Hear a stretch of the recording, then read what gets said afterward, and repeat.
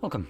In front of me I have the Pixel 10 Pro XL, and I'll be going over unboxing along with a quick look at the device, its specifications, and also build quality.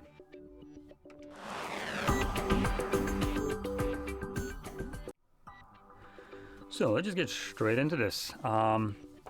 Starting off obviously with the unboxing.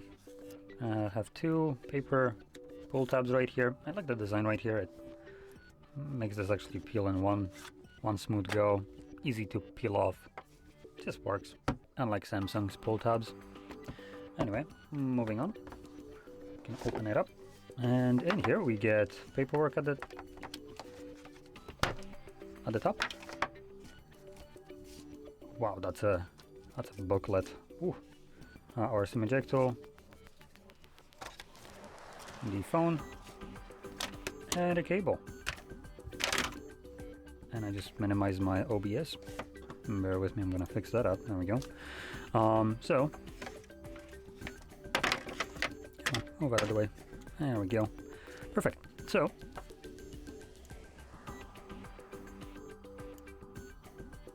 I fixed it. There we go. So let's pop it open. Okay. And here we have the device. Alright, the stupidest design here. I absolutely despise this. Power button being above the volume buttons. That's a moronic design. Almost every phone that I know of either has the volume buttons on the other side, or if it doesn't, these buttons are flipped, which Pixel decided to be the only one unique, interesting company that puts their volume buttons at a thumb's reach over the power button, which is used more frequently, like a lot more frequently, which means that you always need to shift your hand upwards to a place where at least I don't hold my phone. So I would hold it like this, which subsequently means that my fingers are literally over the volume buttons, which I don't want them there. Anyway, so just a little gripe here. Now, in terms of the display, let's quickly go to the setup. So we can actually see the bezels as they're using dark mode to just hide this away. Yep, skip that. Cool. Yes, gather all the data. Sounds like you're not gonna do that anyway. Skip and dark mode. If I can do it from here. Boom. So now we can see the bezels. Now these are not the smallest bezels I have seen on a premium device. And that being said, this device has already some shortcomings, to be completely honest. So the display right here is a 6.8 inches. Wow, you almost got it perfectly there, but anyway, 6.8 inches, 1344 by 2992 pixels, so it is pretty short display. LTPO OLED display. LTPO means that the refresh rate of this display goes below the 60 to preserve battery life, and it can go up to 120 frames when you're doing things like this. So it gives you that nice buttery smooth motion. It also supports HDR10 Plus and a peak brightness of 3300 nits. Boasts an 88% screen to body ratio for 186 pixels per inch, covered with a Corning Gorilla Glass Victus 2 Mesh Level 4. Wow, that was a mouthful for the display. Now, for people that don't know what I just blurted, don't worry, your furniture won't stop floating. In terms, the display right here is good. As a screen itself, fantastic. As the screen to body ratio, a little bit less, as this device is a little bit on the pricier side, even though it doesn't have best processor in here, I would say. So we have a couple percentages of too much bezels around, to the point that, for instance, things like the Samsung obviously just dumpster this. Even the I think, let me quickly bring up this. Now this will be a little bit more expensive as it's an iPhone, so you get to pay that fantastic Apple tax. But here is iPhone. Yep, iPhone definitely has smaller bezels, like significantly smaller. So this is the Air. Obviously there is the also just the normal 17, which will be a little bit smaller than this device, and obviously this one as well.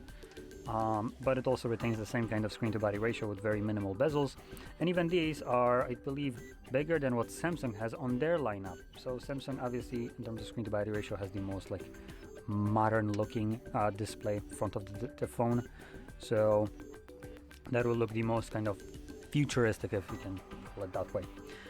Here we have just kind of, honestly, for what this is, this device, I would say average bezels. They're not like great. So anyway, let's move on to the next part, which will be the camera.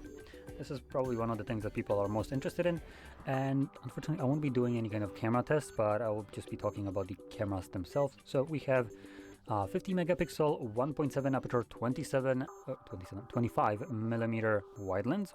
Then we got a dual 48 megapixel 2.8 aperture 113 millimeter periscope telephoto, and 1.7 aperture 123 ultra wide. And with those cameras you can record videos up to 8K at 30 frames per second via cloud-based upscaling. So what you mean to say is you don't actually record at 8K. Great. You should have started with that. And we can do 4K up to 60 frames. That's pretty good. 1080p gets you 240 frames per second with obviously the slow motion, HDR, 10-bit colors and all that jazz. Now at the front we have our selfie and this whole punch camera right here that you can just see.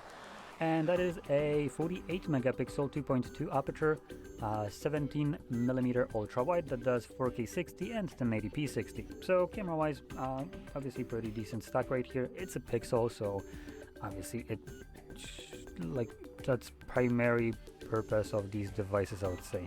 That and being made by Google if you're into that jazz.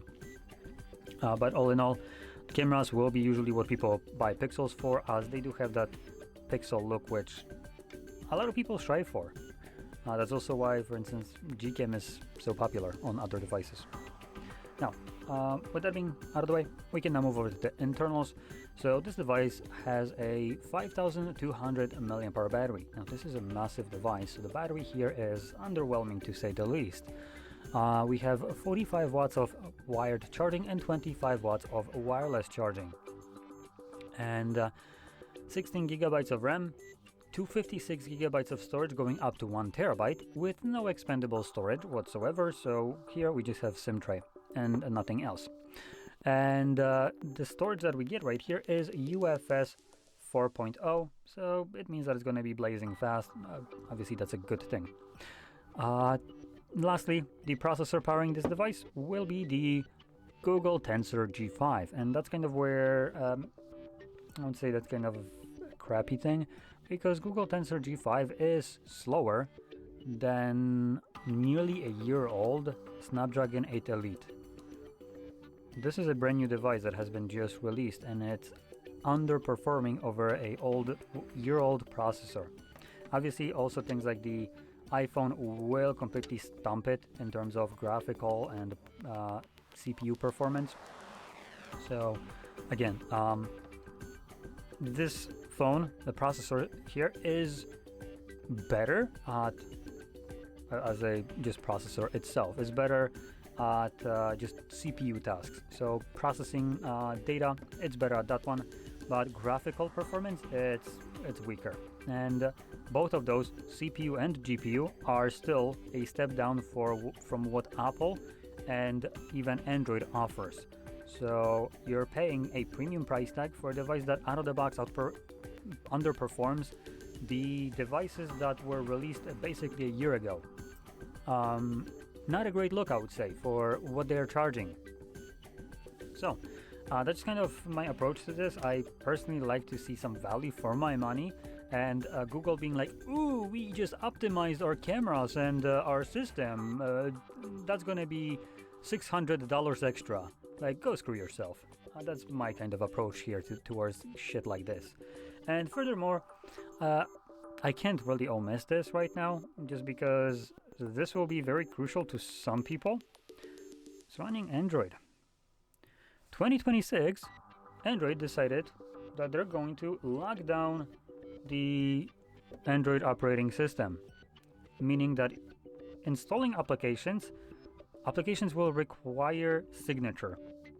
So developer will need to be verified and have their app signed, which coincidentally makes profit for Google because they're going to be charging money for that as far as I'm aware. And that's their way of combating malware. Well, shit, I don't know. Have you heard about antivirus maybe? Or any other stupid shit that you can come up with instead of just locking down your system to be a shittier version of iOS? And while on top of that making a profit on that, because it doesn't really seem like you're trying to help me. It just seems like you're trying to fuck me. So just keep that in mind. It's going to be a very important aspect for some people. Installing third-party APKs will basically become impossible. So any kind of app that previously you could have just gone online, downloaded, for instance, for the most part, one of the things that will be prevalent for this, and like hindering the progress of a specific genre of application, which will be emulators. So Nintendo is very kind of lawyer friendly with their lawyers to basically sue everyone who does anything that is including Nintendo.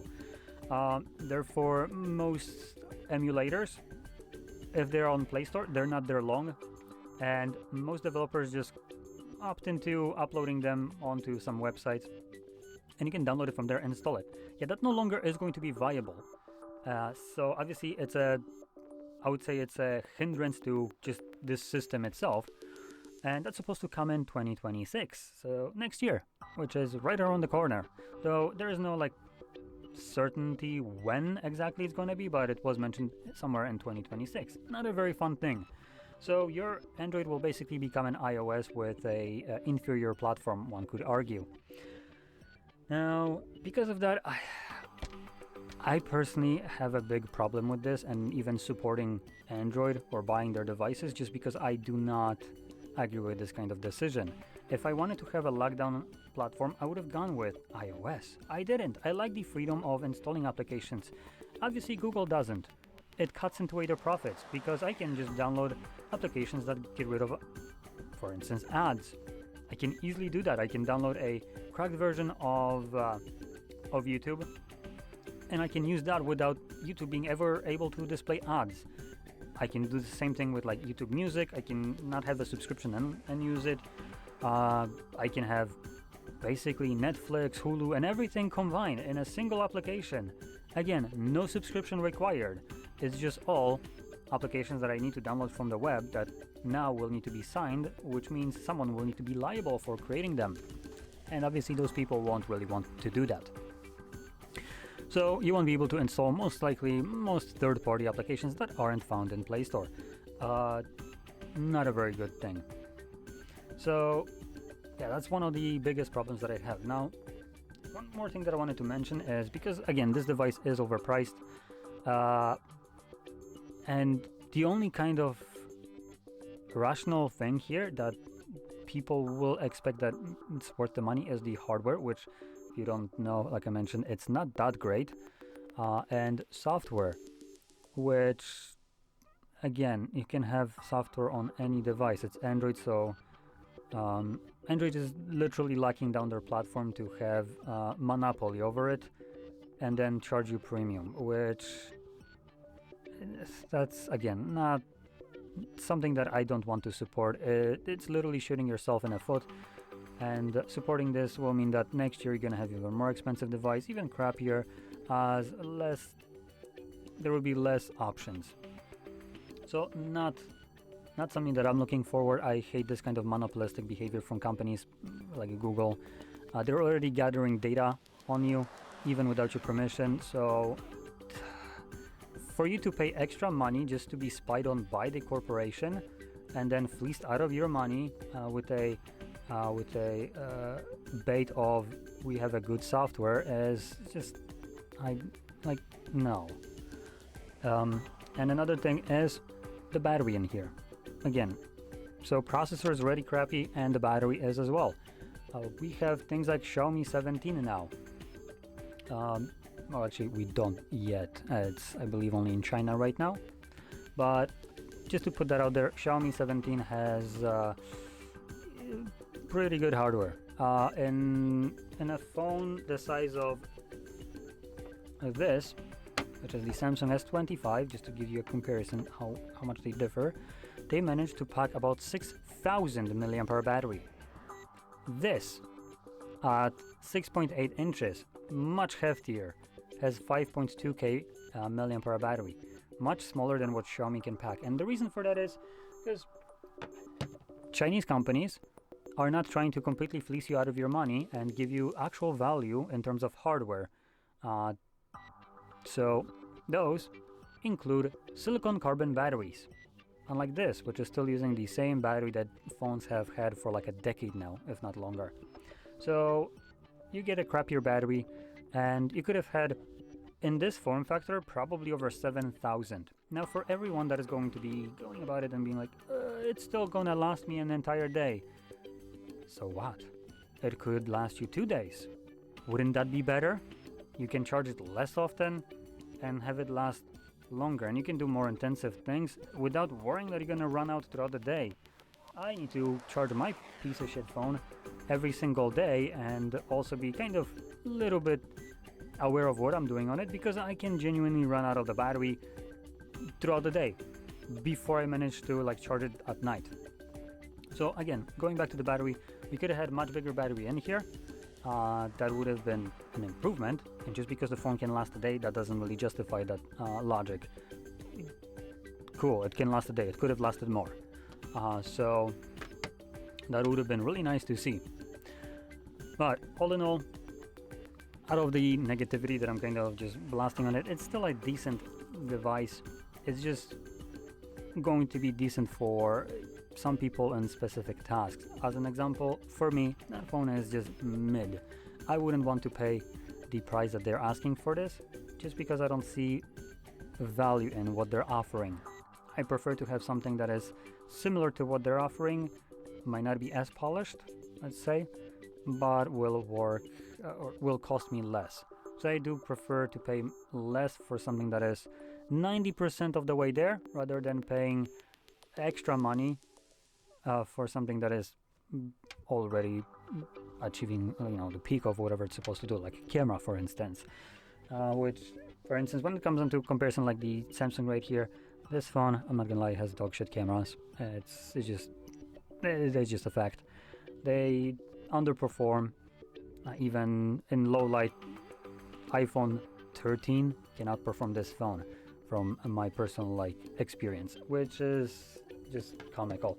Here you're gonna get a good camera performance, as it is a Pixel. That's literally the only thing that they can offer you. Without that, people probably wouldn't be buying this device anymore. So we have good camera performance and the Pixel environment. If that's something that you prefer to pay extra for, then obviously this phone is worth it for you.